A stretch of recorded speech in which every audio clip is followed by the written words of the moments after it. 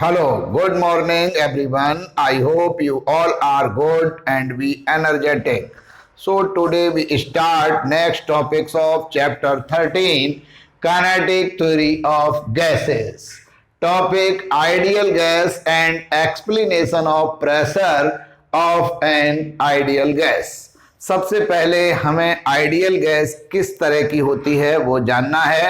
फिर हम pressure find out करेंगे। जब किसी भी कंटेनर में कोई आइडियल गैस फिल्ड होती है तो उस गैस के मॉलिक्यूल्स कितना प्रेशर उस कंटेनर पर अप्लाई करते हैं।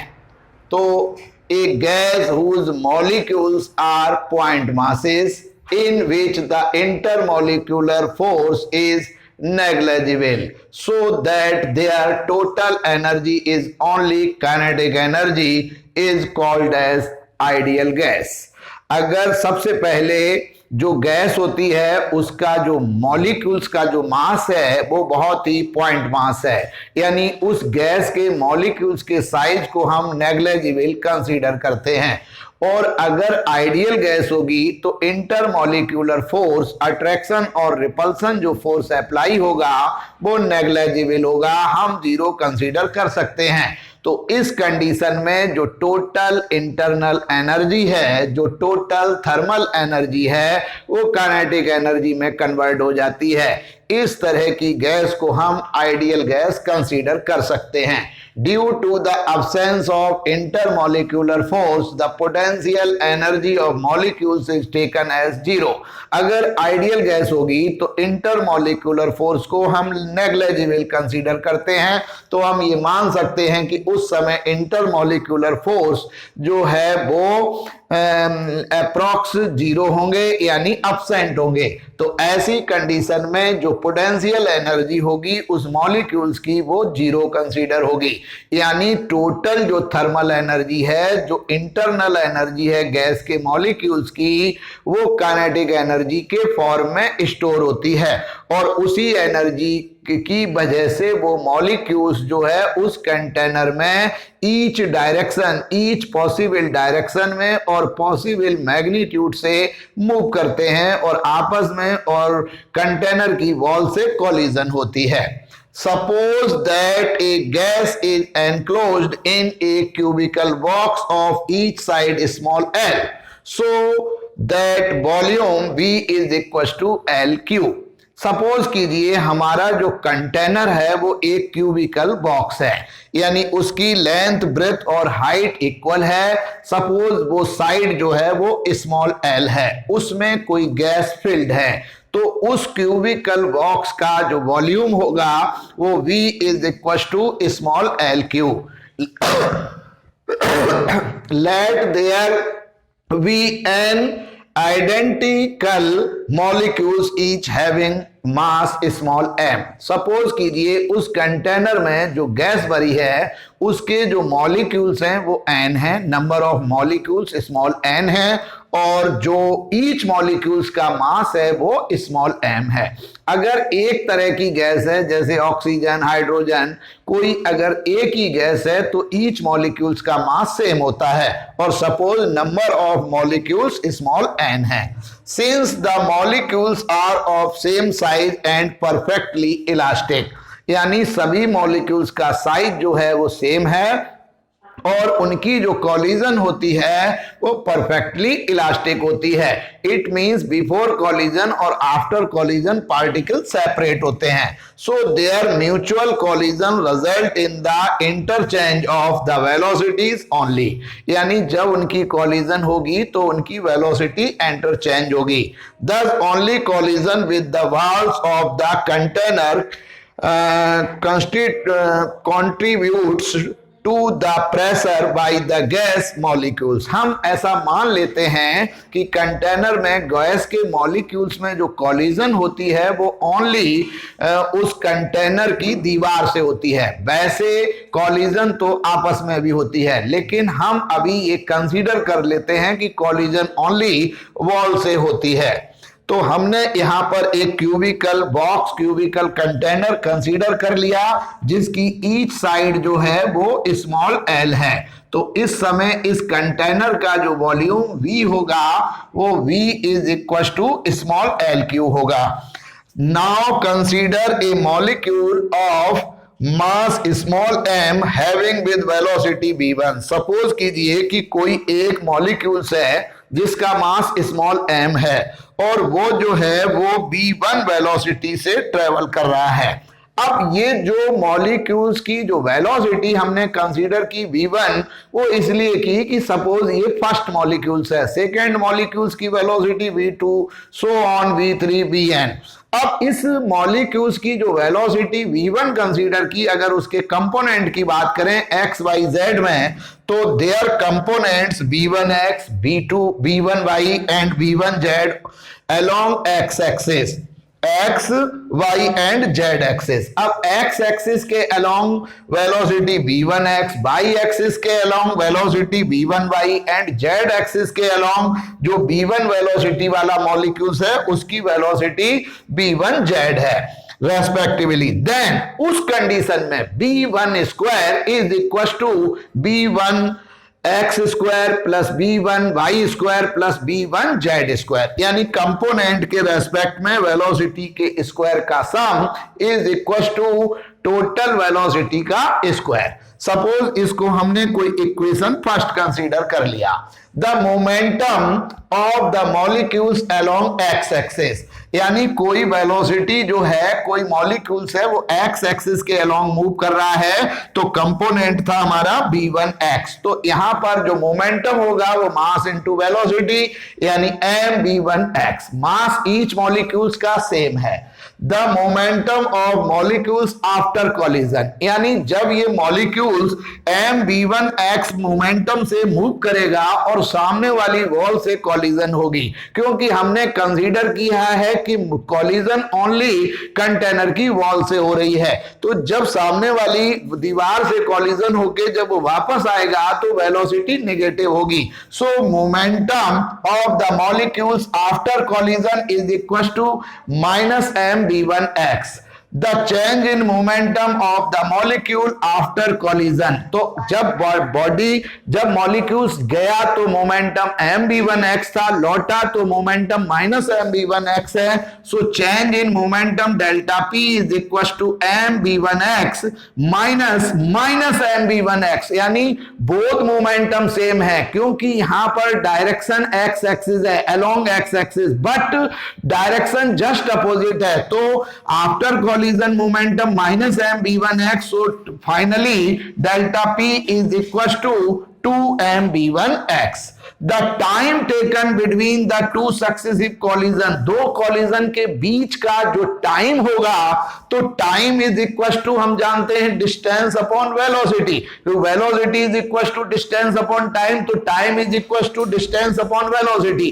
सो time small t is equal to distance, यानी x डिस्प्लेसमेंट किया, फिर x अपोजिट डायरेक्शन में जब वापस आया तो टोटल जो डिस्टेंस कवर हुई वो 2l divided by velocity respect to x axis along x axis, यानी v1x। So time taken t is equal to 2l divided by v1x। Time rate of change of momentum due to collision, यानी जो time rate है collision का due to change of momentum, तो delta p upon t, here delta p is equal to 2m v1x divided by small t 2l upon v1x, v1x ऊपर 2 से 2 cancel, so delta p divided by small t is equal to m v1x square divided by l। अब according to Newton second law the force, यानी force जो है वो equal होता है rate of change of momentum. So F is equal to delta p upon delta t। तो यहां पर F1x मतलब first particular along x axis is equal to mv1x square divided by l. Similarly, forces due to the collision of other molecules of gas along the x axis. अब बहुत सारे molecules हैं जो x axis के along move करते हैं, तो similarly उनका जो फोर्स उन पर लगेगा वो mb2x square upon l, mb3x square upon l, so on mbnx square upon l respectively.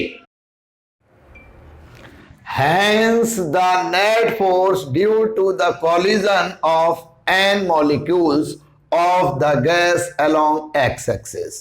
जब हमने x-axis के along फर्स्ट मॉलिक्यूल्स का फोर्स निकाला, तो अब इसी तरीके से ऑल मॉलिक्यूल्स जो x-axis के along ट्रेवल कर रहे हैं, उसकी वजह से force Fx is equal to mb1x square upon l plus mb2x upon l plus so on mvnx square upon l. So fx is equal to, here m upon l is common, so bracket b1x square plus v2x square plus so on vnx square. So pressure, तो force जब due to x axis fx find out हुआ, so applied pressure Px is equal to force upon area, so Fx upon area capital A. अब हमारा जो container है वो cubical box है, तो किसी भी सरफेस का area is equal to side square, so A is equal to L square. Here L side of the cubical box.